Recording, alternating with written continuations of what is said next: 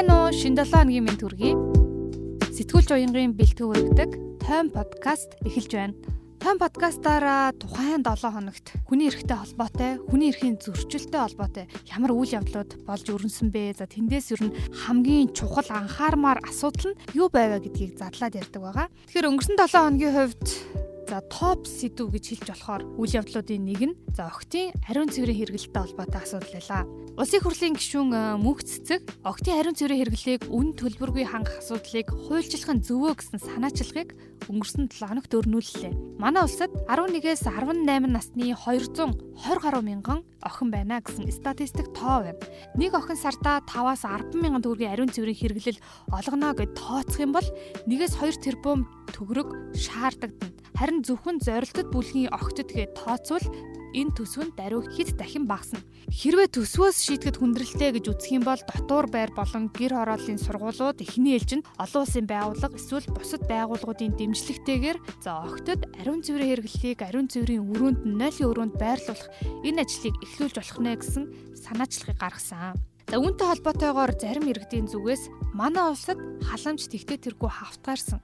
Ийм байхад октын ариун цэврийн хэрэглэлээр хүртэл халамжийн бодлого хэрэгжүүлэх хэрэг байна уу гэсэн ийм үнцгийг хэлжсэн. Харин нөгөө талдаа хөдөө орон нутагт бүр аслагдсан сумдад хэрвээ амьдарч байгаа хүмүүстд ариун цэврийн хэрэглэл авах мөнгөгүй байх. Эсвэл ариун цэврийн хэрэглэлгүй байх те гинтийн байдлаар сарын тэмдэг нь ирсэн үед ариун цэврийн хэрэглэл байхгүй байх гэх мэтчлэнгээр асуудал тулгамддаг. Тиймээс ариун цэврийн хэрэглэлийг үн төлбөргүй хангана гэдэг бол наад захын хүний эрхийг хангаж байгаа нойлын цаас нойлын өрөөнд тавьдагтай адилхан ойлголт юм а гэсэн ийм үнцгийг нөгөө талаас тавьж байгаа. Яг энэ цаг үед Empress сайтад нэлээд үндэслэл бүхий мэдээллийг тавьсан байсан.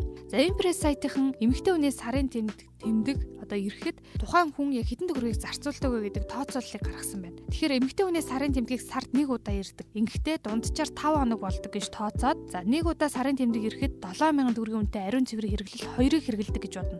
Ингээд тооцох юм бол сартаа 14,000 төгрөгийг ариун цэврийн хэрэглэлдээ зарцуулна. Харин үүнийг 12 сар буюу 1 жилээр нь тооцоод үзвэл нэг монгол эмэгтэй жилдээ 168,000 төгрөгийг ариун цэврийн хэрэглэлд зарцуулна гэсэн тооцоо гаргасан байна. Эмэгтэй хүний сарын тэмдэг 13 наснаас эхэлдэг гэж үзэх юм бол дунд сургуулийн болон өсвөр насны охтууд ямар ч орлогогүй. Тийм байдлаа 14,000 төгрөгийг зөвхөн ариун цэврийн хэрэглэлд тухайн сардаа зарцуулах зайлшгүй шаардлага үүснэ.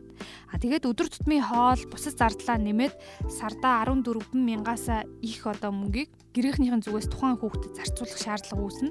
Харин шаардлага гарсан бүрийдэн тухайд огтд энэ хэмжээний мөнгөөр хангаж чаддаг гэр бүл хэд байгаа болоо гэсэн асуулт уран гарах нэ гэж байна.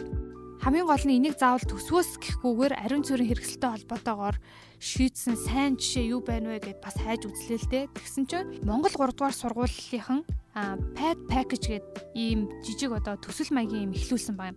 Тэгээд эднийх айгүй хөөрхөн сургуулийн орчиндөө сурагчдын оролцоотойгоор өөрчилж болохоор хийж болохоор зүйл юу байна вэ гэд хүүхдүүдийн өөрөө удирдах байгууллагын гишүүдтэй ярилцаад үнэлгээ хийсэн гэж байгаа байхгүй. Үүнээс юу гэж гарсан бэ гэхээр хөвгүүдийн нойлын босоо шээлтүрэнд хаалт хийх, ариун цэврийн өрөөнүүдэд нь түгжээ хийх, октын ариун цэврийн өрөөг ээлтэй болгох зэрэг саналуудыг гаргасан гэж. Эдгээр асуудал нь болохоор тухайн сургуулийн урсгал засварт мэдээж төсөв нь ингээд тусагдаагүй. Тэгээ хаанаас мөнгө босгох вэ гэдэг асуудал гарч ирсэн. Тэгээд энэ сургуулийн газар шим компанитай хамтраад шилээ дахин амьдруулын аяныг сургуулийн хэмжээнд өрнүүлжээ. Тэгээд салаад өвөрцөний 1200 гаруй шил цуглуулад тушаагаад 237,700 төгрөгийг тухайн аянаасаа босгосон байна. Ингээд хөвгүүд нойлынхоо өрөөнд хаалт игээд ариун цэврийн өрөөнүүдийнхаа түгжээг нь солиод охтуудад дээлтэй орчин бүрдүүлээд яаралтай үед хэрглэж болохоор Pad Package үүсгээд сургуулийнхаа эмчийн өрөөнд тавьсан гинэ. Тэгээ 2021 оны 12 дугаар сард эхэлсэн уг Pad Package жижигхэн төсөл нь охтуудад таалагдаад 7 хоногийн дотор эхний хайрцаг нь дууссан.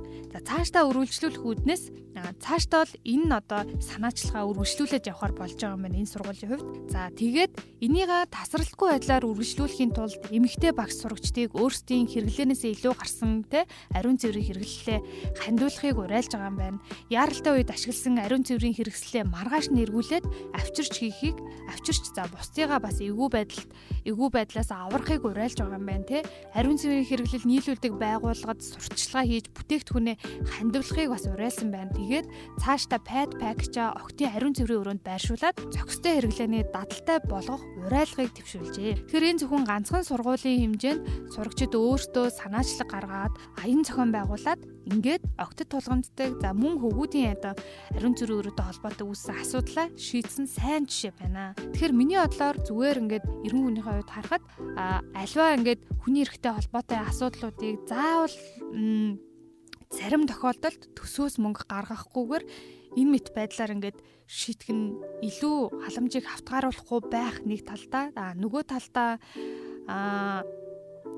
бас тухайн ойр орчимд байгаа хүмүүс илүү хүний эрхийн мэдрэмжтэй болох ч юм уу те иймэрхүү зүйлд илүү эргээр нөлөөлдөг юм шиг санагддаг. Тэгээ хэрвээ энэ мэдээллийг сонсож байгаа таны хүүхдийн чинь сургууль дээр те хэрвээ яг иймэрхүү байдлаар бас pad package гээд жижигхэн аян зохион байгуулад октод өөртөө те илүү гарсан ариун цэврийн хэрэглэлээ хандуулад ингэх юм бол дээр ярьсан бидний нөгөө дээр ярьсан асуудал шийдэгдэхэд айгүй энгийн хэрнээ бас ингээд шийдэл байж байгаа байхгүй. Тэгэхээр энгийн зүйлээс ингээд шийдэл гаргаж сурах нь бас нэг талтай зөв юм болоо гэж эндээс харсан. Өнгөрсөн 7 хоногт өрнсөн анхаарал татгуйц бас нэг асуудал нь. Гэр бүлийн хүчирхийлэл үйлдсэн эхнэрээ ноцтойгоор өмнө зодож гэмтээгээд ял авч исэн Net Capital банк бус санхүүгийн байгууллагын төлөөлөл удирдах зөвлөлийн дарга Сүндийн нарт холбогдох хэрэг байлаа. Энэ хэрэгээр нийслэлийн эрүүг эргийн давж заалдах шатны шүүх өнгөрсөн 7 хоногт болоод тэгсэн чинь хамгийн гол нь шүүхээс Сүндид оногдуулсан байсан 3 жилийн хорих ялаа 6 сар болгоод хөнгөрүүлсэн. Тэгээ ялыг яагаад хөнгөрүүлвэ? Юу олвоо гэдгсэн чинь авилга авсан болон өгсөн этгээдүүд нь үйлдэлсэн хэрэгтэй чин сэтгэлээсээ гимшиж байгаа учраас гинэ. Би бол өндөө ойлгохгүй байхгүй. Яаж чин сэтгэлээсээ гимшээд нөгөө шалгаж байгаа үнэн тэрийг нь яаж мэдээд ялыг нь хөнгөрүүлээд байгаа юм бэ? Энэ бол зүгээр л авилгын хэрэгт холбогдож байгаа хүмүүсийн толгойг илдэг нэг жишээ, нэг жишээ үргэлжлэл л байгаа байхгүй. Сүндигийн хэргийг та нарт эргээ сануулах юм бол өөрийнхөө эхнэрийг 2019 онд хэрцгийгээр зодож, зүгээр нэг зодож биш хэрцгийгээр зодож хүнд гэмтэл учруулад хэрэгээ хэрэгсэхгүй болохын тулд тухайн хэргийг мөрдөжсэн бат төгс давааж ав бат сайхангийн 3 хүнд хээл ахуул өгсөн. Хэргийн хавтас тэрэгт цугларсан нотлох баримтуудыг устгуулсан. Энийг нь альвтай тэмцэх газар мөрдөн шалгаад тогтоочихсон. Энэ хүн хээл ахуул өгөөд гэр бүлийнхаа хүнийг зодсон энэ хэргийнхаа нотлох баримтыг устгасан байна гэд. Тэгчгээд байхад шүүхээс ингээд чин сэтгэлээсээ гимссэн гэдгийг нь харгалзаад энэ хүний ялыг 6 сар болгоод 6 сар болоо хөнгөлчихсөн. Энэ мэт хүчирхийлэл авилгын эрхт ял зохих шийтгэлийг нь өгч чадахгүй байна гэдэг нь зүгээр нэг эргэн хүнийхээ зүгээс харахад үнэхээр шүүмжлэмээр. Тэгээ өнөөдөр хүн хэрцгийгээр зодлоо зүгээр нэг хүн биштэй эхнэрээ хайртай үнэ те. Дараа нь хүн алсан хүнийг бас ингэх үү? Ялыг хөнгөрүүлэх юм уу те? Өнөөдөр мөрдөгчд авилга өгч जैन. Дараа нь өөр хинд авилга өгч ямар хэрэг хийх юм бэ? Энэ мэтлэнгээр маш их асуудлууд байна. Тийм учраас бид нар бас юм авилгатай холбоотой хэрэг дээр гэр бүлийн хүчирхийлэлтэй холбоотой хэрэг дээр үнэн зөв шийдвэрлээч гэдгийг бас шахаж шаарддаг байх хэрэгтэй. Тэгэхгүй бол энэ нийгэм чинь юу болох юм бэ? Хэрэг хийсэн хүн ингээл хөнгөн ял аваад байхаар дараа нь дахиж юу болох вэ гэдэг асуулт бас гарч ирж штэ тий. Тэгэхээр энэ дээр бол миний зүгээс үнэхээр шүүмжлэлтэй хандж байгаа. Өнгөрсөн 7 хоногт ICIS дээр нийтлэгдсэн нэг мэдээлэл бол нэлээд анхаарал татлаа. Яг тэгэхээр сэтгүүлчдийн зүгээс болохоор та нар ингээд санаж ийн үе цахим хуудсанд цахим орчинд энэ зочид буудлуудад бие үнэлж байгаа хүмүүс байна гэл нэг юм лайв яваал мэдээлэл ингээд гараал идэг ч шууд дамжуулаад нүур амыг ингээд халахгүйгээр энэ төр гаргаал тий очиод сэтгүүлч нь асуугаал чи яагаад баг бие үнэлсий цагийн хэдэн төгрөгөөр үнэлдэг энэ төрөж асууж байгаа тийм бичлэгнүүд нэг хэсэг аяух цацагддаг байсан да. Тэгээд тэр бол жишээлбэл хүний эрхийн зөрчил ахгүй юу? Тэрийг аль талаас нь хараасаа гэж хүсэж гэнэ үхээр амьдрал нь үнэхээр хүн сайхан байгаад, хангалуун байгаад, хүсч мөрөөддөг ажиллаа хийгээд, тэгээ тэрнгээрээ амьдралаа хангалттай залгуулж болохоор байсан бол хүн бие үнэлээд явахгүй. Тэр бол хүсгээр ингээ амьдралын зам биш байхгүй юу? Гэтэл тэрийг зарим тохиолдолд ингээд нөгөө хүний эрхийн чиглэлээр ойлголтгүй ч юм уу те сэтгүүлчнэр ингээд мэрэгшээгүй ч юм уу болохоор айгүй юм хүний эрхийг зөрчөөд те нэг тийм хүн чанаргүйгээр мэдээлж байгаа нь айгүй сэтгэл өвтгдөг. Тэгээд бие үнэлэлт гэж бид нар одоо ингээд сөргөөр хүлээж авдаг штэ. Гэхдээ тэр бол хүн худалдаалах гэмт хэрэг гэж үзэж байгаа сүүлийн үед. Яагаад гэхээр тэр хүмүүс хүссэндээ биш хин нэгний иргэшээлд ороод за яалчгүй байдлаар бие үнэлж байгаа, цаана биеийг үнэлүүлж байгаа нэг этгээд байгаа. Тэр хүн гэмт хэрэг үлдэж байна. Бие үнэлж байгаа хүн бол гэмт хэргийн хохирогч байна гэдэг ийм өнцгөөс нь энийг харж тэр хүмүүст нэг ясандаа бас бидний тусламж хэрэгтэй байгаа байхгүй. За тэгээд бие үнэлэлт зохион байгуулах хүмүүст ер нь бол хорих ял оноожсэн тохиолдол. За сүүлийн 2 жилийн хугацаанд би бол бараг сонсоогүй. Тэгээд ийм тохиолдол гарсан байна. Бие үнэлэлт зохион байгуулсан этгээдүүдэд тэр тусмаа насанд хүрээгүй охтыг биеийг нь хүчээр үнэлүүлсэн этгээдүүдэд 13-аас 15 жилийн хорих ял оноожээ. За энэ оны 1-р сарын 20-нд Баянзүрх дүүргийн эрүүг иргэн анхан шатны шүүхэд энэ шүүх хурал нь хаалттай болсон байна. Тэгээд хүн худалдаалах одоо маш ноцтой гэмт хэрэг үйлдсэн гэж үзээд хэргийг шийдвэрлсэн байна. 13-аас 15 жил. Энэ хэргийг хэн үйлдэвэ гэдгсэн чинь 41 настай эмэгтэй болон 27 настай эрэгтэй нар үйлдсэн байна. Тэгээд тухайн хоёр одоо насанд хүрээгүй охид нь нэг нь 16 настай, нэг нь 17 настай байсан. Тэгээд 2019 оны 12 дугаар сараас 20 оны 1-р сарын 20-ны өдрийг хүртэл энэ хоёр хүүхдийг биеийг нь хүчээр үнэлүүлсэн байна. Хамгийн амар нь Баянгол дүүрэг, Баянзүрх дүүрэг, Сонгон хайрхан дүүрэг, Сүхбаатар дүүрэг, Чингэлтэй дүүрэг гэд дүүрэг болгонд авч яваад биеийг нь хүчээр үнэлүүлсэн байгаа хгүй. Мөн аимшигтай яа. Тэгээд 17, 16 настай хүүхдүүд. Тэгээ энэ хоёр хүүхд яаж аваад ийм хүмүүстэй орооцолчихвоо гэдгсэн чинь нэг охиных нь одоо өгсөн мэдүүлгэн дээр байгаа юм л та. 2017 онд сургуулаасаа гарсан. Яасан бэ гэсэн чинь гэр бүлийн асуудлаас болж. Хин хинтэйгээ амьдардаг гэсэн чинь ээж болон хойд аавтайгаа. Хойд аав нь болохоор тухайн охины 3 дугаар ангид байхад нь хөлөө хуглаад тэгээд хөлөө дахиж гэмтээснээс хойш ажил ерөөсөө хийгээгүй тэгээд арх удаг болсон. Тэгээд ээж аав хоёр нь тэр хойд аав болон ээж хоёр нь хуйлаа арх их удаг гэж байгаа шүү. Тэгээд доктор сууршилтай ажил ерөөсөө эрхэлдэхгүй болохоор аргагүй өрхөнд насанд хүрээгүй өсвөр насны хүүхэд ажил хийх гээд тэгээд сургуулаасаа 2017 онд гарчээ.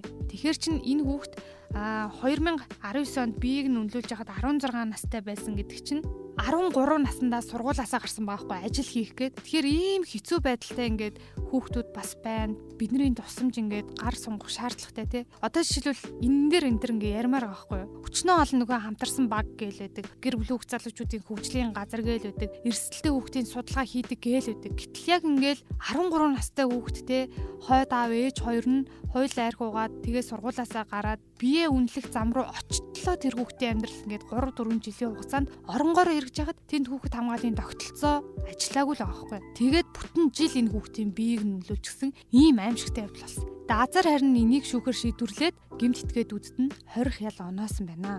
Тэгээ хэрвээ энэ мэдээллийг сонсож байгаа сэтгүүлч болох гээд ингээд шийдсэн эсвэл сэтгүүлчийн ажлынхаа эхний 1 жилдээ явж байгаа хүмүүс байх юм бол бие үнэлэлт гэдэг бол яг энэ мэт байдлаар нөгөө өөрөө хүсээгүй мөртлөө амьдралын ингээд эрхэнд те яалцчгүй ингээд байдлаар ийм зам руу ингээд орчихсон ингээд өсвөр насны хүүхдүүд хүртэл байгаа хгүй. Тэгэхээр аливаа мэдээллийг мэдээлэхдээ маш болгоомжтой цаад ингээд шалтгаан нь юу вэ гэдгийг сайн ингээд ухаж ойлгож мэдээлж байгаарэ. Үгүй болохоор иргэд бол бие үнэлэгч гэхээр нийгмийн шаар шавхруу мэтэр ингээд маш сөргөөр хүлээж авдаг.